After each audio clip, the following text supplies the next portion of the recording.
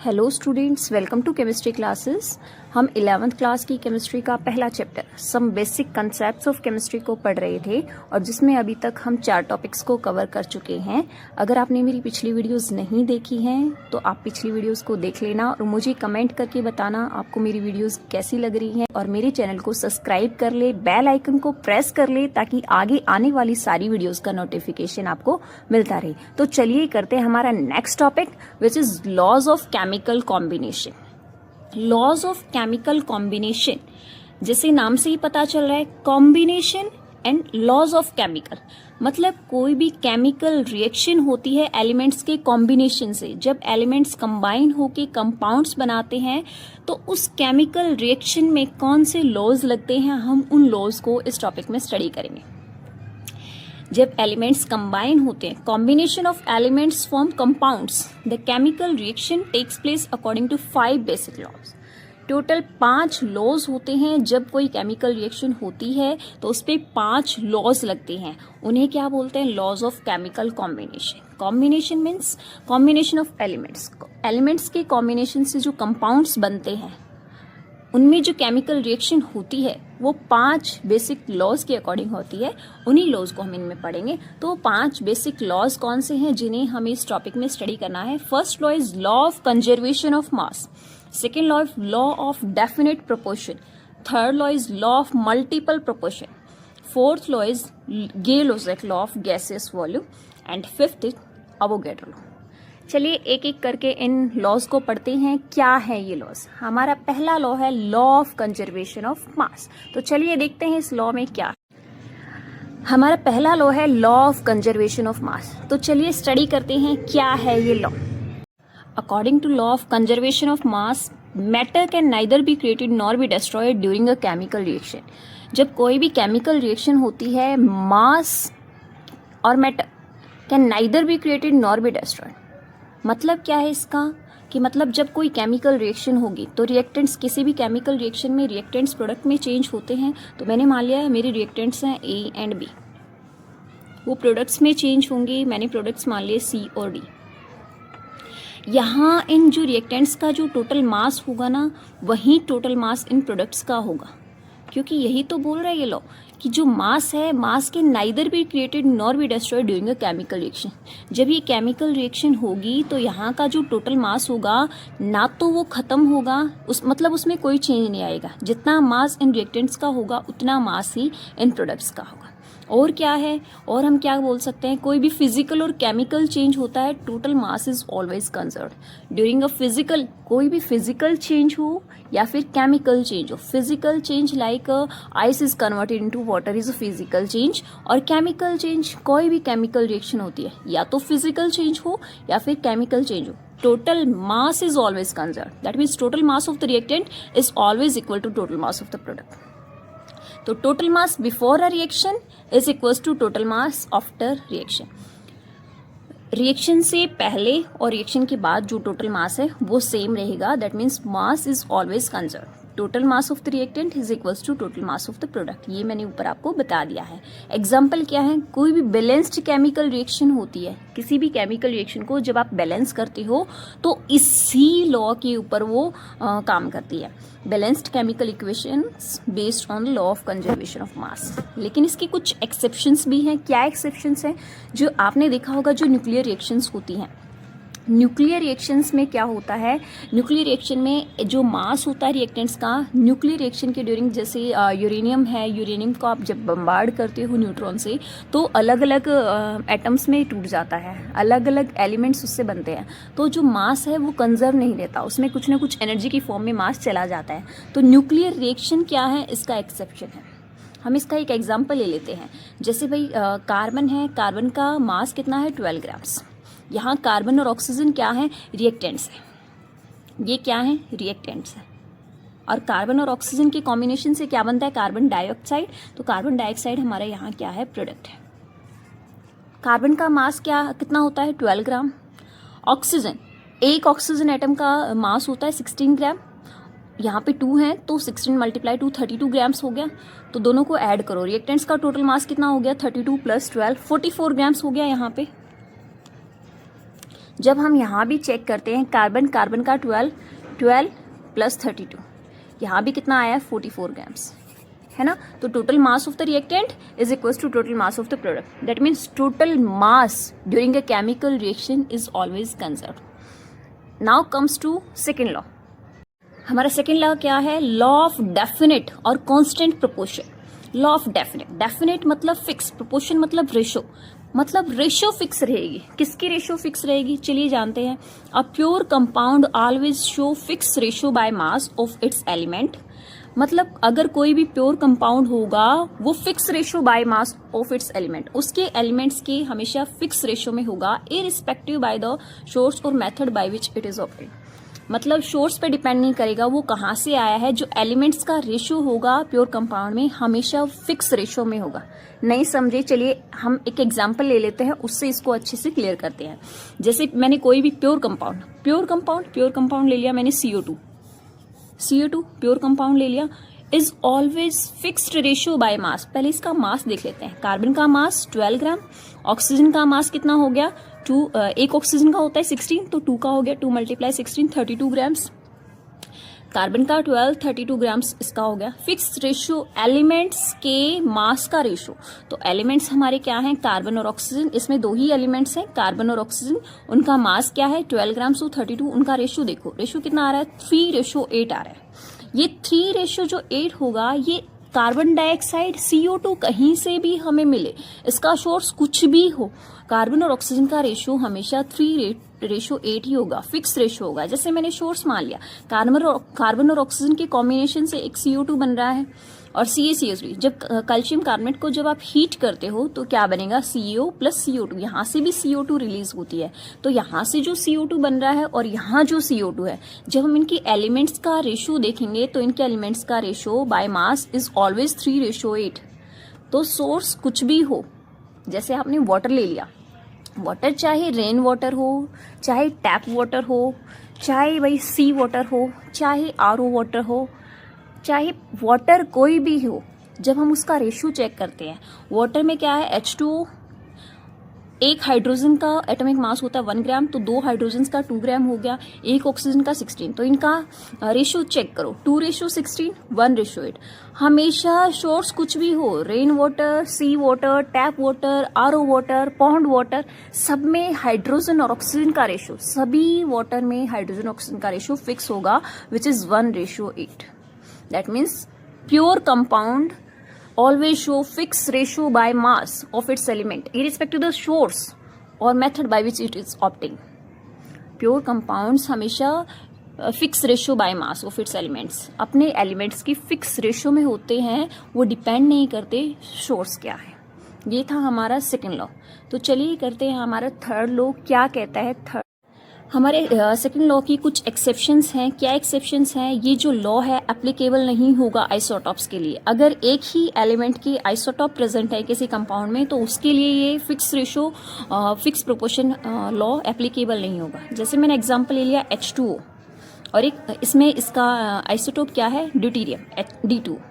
जब हम इनका रेशो चेक करते हैं, इसका रेशो होता है 1:8 और इसका रेशो होता है 2:8, तो सेम नहीं आ रहा ना। अगर हमने आइसोटॉप्स ले लिए तो रेशियो वेरी करता है। ऐसे ही CO2 में अगर मैंने यहाँ पे कार्बन 12 आइसोटॉप लिया है, यहाँ कार्बन 14 आइसोटॉप है, जब इसका रेशियो चेक करते हैं यहाँ रेशियो आता है 3:8 और यहाँ रेशियो क्या आ रहा है 7:16, तो रेशियो सेम नहीं है। जैसे ही आइसोटॉप्स चेंज हुए रेशियो वेरी कर गया। That means this law is not applicable for isotopes of same element present in a compound. Okay, now comes to our third law which is law of multiple proportion. चलिए देखते हैं क्या बोलता है law of multiple proportion. When 2 different elements combine together to form more than 1 different compounds. 2 different elements, ये 2 elements के लिए लगता है। जब 2 एलिमेंट्स कंबाइन होते हैं, जब 2 एलिमेंट्स कंबाइन होके मोर देन 1 डिफरेंट कंपाउंड्स, 2 से मोर देन एक से ज्यादा कंपाउंड्स बनाते हैं, then different masses of 1 element then combine with fix mass of other element always bear simple whole नेम रेशो।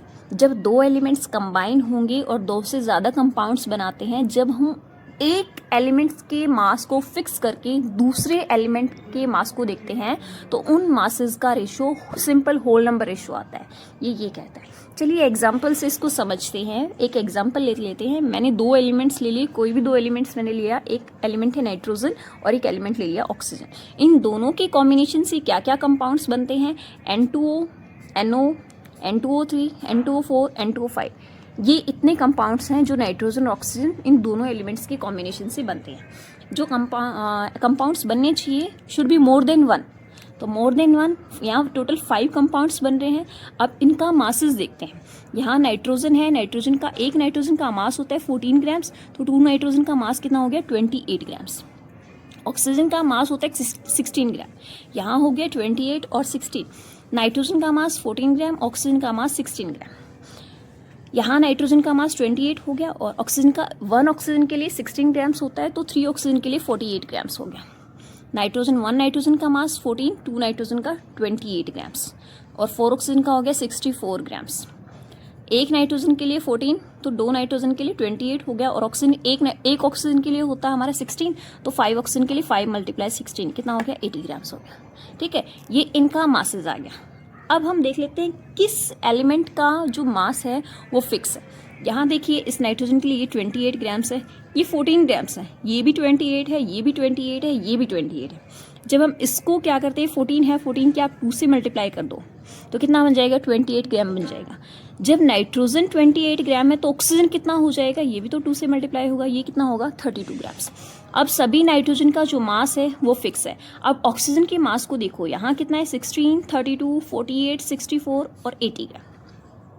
तो जो नाइट्रोजन है उसका मास सबके लिए 28 ग्राम फिक्स है और जो ऑक्सीजन है उसका मास कितना आ रहा है 16, 32, 48, 64 और 80। जब हम इसका रेशो देखते हैं 1, 2, 3, 4, 5 के, which is simple whole number ratio, simple whole number ratio में आता है। तो ठीक है, यही तो वो लॉ कहता है, जब दो एलिमेंट्स आपस में कंबाइन करते हैं और एक से ज़्यादा कंपाउंड फॉर्म करते हैं, एक एलिमेंट की मास को फिक्स करो तो बाकी जो अदर एलिमेंट है उनका जब रेशियो चेक करेंगे वो सिंपल होल नंबर रेशियो आएगा। यही तो बोल रहा था लॉ ऑफ मल्टीपल प्रोपोर्शन। चलिए एक और एग्जांपल ले लेते हैं। मैंने कोई भी 2 एलिमेंट ले लिए, आप याद रखना ये सिर्फ 2 एलिमेंट्स के लिए ही एप्लीकेबल है। मैंने 2 एलिमेंट्स ले लिए, एक ले लिया कार्बन और दूसरा ले लिया ऑक्सीजन। इन दोनों के कॉम्बिनेशन से कौन कौन से कंपाउंड्स बनते हैं, एक बनता है CO2 कार्बन डाइऑक्साइड, एक बनता है CO कार्बन मोनोऑक्साइड। यहाँ कार्बन का मास कितना है 12 ग्राम्स और ऑक्सीजन का मास एक ऑक्सीजन के लिए होता है 16 ग्राम्स, तो 2 ऑक्सीजन के लिए कितना होगा 2 × 16 कितना आ गया 32 ग्राम्स आ गया। तो 12:32 आ गया। यहाँ चेक करते हैं तो 12:16 आता है। एक का मास फिक्स कर दो आप किसी का भी, यहाँ सेम है दोनों का, तो कार्बन का मास फिक्स करते हैं। जब इनका रेशो हम चेक करेंगे तो 16 × 32 1:2 आ रहा है, which is whole number ratio. That means यहाँ भी क्या हो रहा है, ये एप्लीकेबल है। इसकी क्या आप एक्सेप्शन दे सकते हो कि ये सिर्फ क्या है, एप्लीकेबल है फॉर ओनली 2 एलिमेंट्स। 2 से ज़्यादा एलिमेंट्स हैं उन पे ये काम नहीं करेगा। Now comes to our 4th law, which is Gay Lussac law of gases volume. Gay Lussac law of gases volume, gases volume जैसे नाम से ही पता चल रहा है ये एप्लीकेबल किसके लिए होगा, for gases only. Gases only कैसे, यहाँ रिएक्टेंट्स भी किस फॉर्म में होने चाहिए, गैस फॉर्म में होने चाहिए, और जो प्रोडक्ट बनेगा ना वो भी गैस फॉर्म में ही बनना चाहिए, तभी ये लॉ एप्लीकेबल है। क्या कहते हैं ये law, gases are always combine in simple whole number ratio by volume. जो गैसेस हैं वो कंबाइन करती हैं simple whole number ratio by volume. Volume के होल नंबर रेशियो में हमेशा गैसेस कंबाइन करती हैं। If the product form also gases at same temperature और प्रेशर। कंडीशन क्या है, टेम्परेचर और प्रेशर सेम रखना है, तो प्रोडक्ट गैसेस की फॉर्म में ही गैस ही बनना चाहिए। तो जो गैसेस हैं ऑलवेज कंबाइन करती हैं simple whole number ratio by volume. और इसको क्या बोल सकते हो, जो स्टोइकियोमेट्रिक कोफिशिएंट है, स्टोइकियोमेट्रिक कोफिशिएंट का जो रेशो होता है वही वॉल्यूम का रेशो होता है।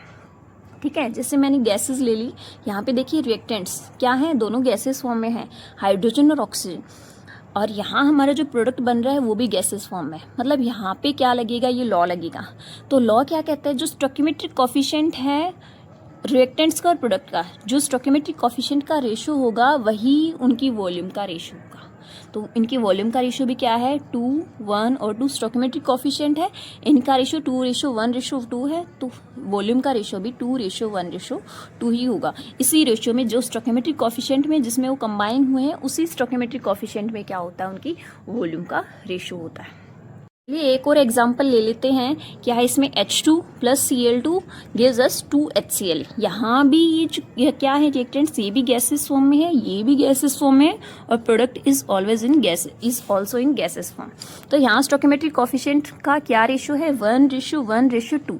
तो यहाँ जो रेशियो है स्टोइकियोमेट्रिक कोफिशिएंट का, इसी रेशियो के वॉल्यूम में ये आपस में कंबाइन करेंगे, तो वॉल्यूम का रेशियो भी क्या होगा 1:1:2। तो वॉल्यूम का रेशियो यहाँ क्या आ रहा है, होल नंबर रेशियो आ रहा है। यही कहता है हमारा गेलुसिक लॉ कि जो स्टोइकियोमेट्रिक कोफिशिएंट है उसका रेशियो वॉल्यूम के रेशियो के इक्वल आएगा at same temperature and pressure, और क्या होना चाहिए, रिएक्टेंट्स और प्रोडक्ट दोनों ही गैसेस फॉर्म में होने चाहिए। Now comes to our fifth law, which is Avogadro law. Avogadro law क्या कहता है, equal volume of gases at same temperature and pressure contain equal number of molecules. Equal volume of gases मतलब gases का volume अगर आप equal लो same temperature और pressure पे, तो उसमें इक्वल नंबर ऑफ मॉलिक्यूल्स होते हैं। जैसे आपने हाइड्रोजन गैस ली और क्लोरीन गैस ले ली, अगर आपने वॉल्यूम सेम रख लिया, 1 लीटर आपने हाइड्रोजन गैस ले ली और 1 लीटर आपने क्लोरीन गैस ले ली, तो उनमें जो मॉलिक्यूल्स होंगे 1 लीटर हाइड्रोजन में जितने मॉलिक्यूल्स होंगे उतने ही मॉलिक्यूल्स किस में होंगे 1 लीटर क्लोरीन में होंगे। जैसे H2 प्लस Cl2, इससे हमारा 2HCl बनता है। तो मैंने हाइड्रोजन का क्या ले लिया 1 लीटर ले लिया वॉल्यूम, क्योंकि स्टोइकियोमेट्रिक कोफिशिएंट का जो रेशियो होता है वही वॉल्यूम का रेशियो होता है। यहाँ से मैंने 1 लीटर ले लिया हाइड्रोजन का वॉल्यूम। ऐसे ही जो Cl2 है उसका रेशियो भी मैंने 1 लीटर ले लिया। तो हाइड्रोजन गैस में जितने नंबर ऑफ मॉलिक्यूल्स होंगे, क्योंकि यहाँ क्या है 1 है ना, तो इसमें number of molecules, Avogadro number of molecules 6.023 × 10⁻23 इतने मॉलिक्यूल्स हो गए। तो 1 लीटर भी ये भी 1 लीटर लेंगे, तो यहाँ भी मॉलिक्यूल्स कितने होंगे, सेम ही होंगे 6.023 × 10⁻23। अब यहाँ पे क्या आ रहा है 2HCl, तो 2 ट्वाइस कर दो 6.02 × 10⁻23। तो अगर वॉल्यूम अगर आप सेम लोगे दो गैसेस का, तो उनमें नंबर ऑफ मॉलिक्यूल्स भी क्या आएंगे, सेम आएंगे। वॉल्यूम अगर आप सेम लोगे तो नंबर ऑफ मॉलिक्यूल्स भी क्या आएंगे, same. That means volume is directly proportional to number of molecules, या फिर volume is directly proportional to number of moles भी कह सकते हैं। ठीक है, तो अवोगाड्रो लॉ क्या कहता है, अगर वॉल्यूम सेम है सेम टेम्परेचर और प्रेशर पे, तो उनमें नंबर ऑफ मॉलिक्यूल्स भी क्या आएंगे, सेम आएंगे। याद रखना नंबर ऑफ मॉलिक्यूल्स सेम आएंगे, एटम्स नहीं आएंगे, नंबर ऑफ मॉलिक्यूल्स सेम आएंगे अगर वॉल्यूम सेम है at same temperature and pressure. ठीक है, now comes to our sixth law. क्या है, लॉ ऑफ रेसिप्रोकल प्रोपोर्शन और इक्विवेलेंट प्रोपोर्शन। ये सभी बुक्स में दिया नहीं होता, क्या है कहता है ये law, when 2 elements A and B separately combine with third element C। 2 element आपने ले लिए A और B, दोनों एलिमेंट सेपरेटली कंबाइन करें, A C के साथ कंबाइन कर रहा है अलग से सेपरेटली और B कंबाइन कर रहा है C के साथ। Then the ratio of masses of A and B which combine with constant mass of C bear simple whole number ratio। ये बोल रहे जब आप A का C के साथ रेशियो लोगे इनके मासेस का, और B का C के साथ रेशियो लोगे, A का रेशियो C के साथ लोगे, B का रेशियो C के साथ लोगे, जब इनमें से एक के मास को फिक्स करके, जैसे C है, C का मास फिक्स है, तो A और B का रेशियो आएगा। यहाँ से जो A B का रेशियो आएगा, यहाँ से जो आप चेक करोगे A B का रेशियो, तो इन दोनों में A B का रेशियो क्या आएगा, सिंपल होल नंबर रेशियो आएगा। ये कह रहा है हमारा लॉ ऑफ रेसिप्रोकल प्रोपोर्शन, कि जब एक एलिमेंट फर्स्ट A C के साथ कंबाइन करेगा सेपरेटली, B C के साथ कंबाइन करेगा सेपरेटली, जब A और C का मासेस का रेशियो लोगे, B और C के मासेस का रेशियो लोगे, A और C के मासेस का रेशियो लोगे और B और C के जब मासेस का रेशियो लोगे, तो क्या होगा, A और C के मासेस का, आप एग्जाम्पल देखिए क्या है इसमें। मैंने ले लिया A, element A is sulphur, element B is oxygen. Sulphur और ऑक्सीजन है, मैंने कोई भी थर्ड एलिमेंट ले लिया C, जिससे ये सेपरेटली कंबाइन करेंगे। सल्फर और हाइड्रोजन से क्या बनता है, H2S बनता है सल्फर और हाइड्रोजन से, यहाँ से H2S बन गया। जब ऑक्सीजन और हाइड्रोजन कंबाइन करते हैं क्या बनता है, इनसे H2 बनता है। इनके मासेस का रेशियो ले लो आप। यहाँ से मास क्या आएगा 2 ग्राम, यहाँ से सल्फर का मास होता है 32 ग्राम। जब इसका रेशियो चेक करेंगे कितना आएगा 1:16 आएगा। जब हम इनका रेशियो को चेक करते हैं, हाइड्रोजन का होता है 2 ग्राम, ऑक्सीजन का होता है 16 ग्राम। यहाँ से भी रेशियो क्या आ रहा है 1:8 आ रहा है। जब हम एक का मास, यहाँ हाइड्रोजन फिक्स है तो सल्फर और ऑक्सीजन का चेक करो, सल्फर और ऑक्सीजन तो 16 और 8 क्या रेशियो आ रहा है 2:1 आ रहा है। हम यहाँ भी सल्फर ऑक्सीजन, इन दोनों के कॉम्बिनेशन से क्या बनता है SO2 बनता है। SO2 इसके मास को देखो, सल्फर का 32 और एक ऑक्सीजन के लिए होता है 16, तो 2 के लिए हो गया 32, तो दोनों का आ गया 1:1। यहाँ A:B, यहाँ A:B क्या आया 1:1 और यहाँ A:B क्या आया है 2:1।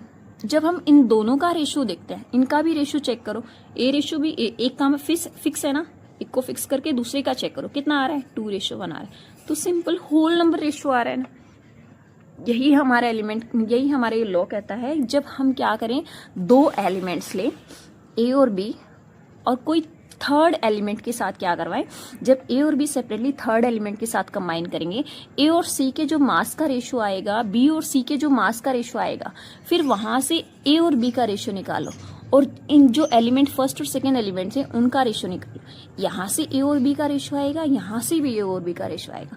इनके रेशियो को चेक करोगे तो सिंपल होल नंबर रेशियो आएगा। A और B का जो रेशियो आएगा वो होल नंबर आएगा। ये कहता है हमारा 6th law of reciprocity. I hope आप इस वीडियो में सारे लॉज को अच्छे से समझ गए होंगे। Thank you, keep watching my videos.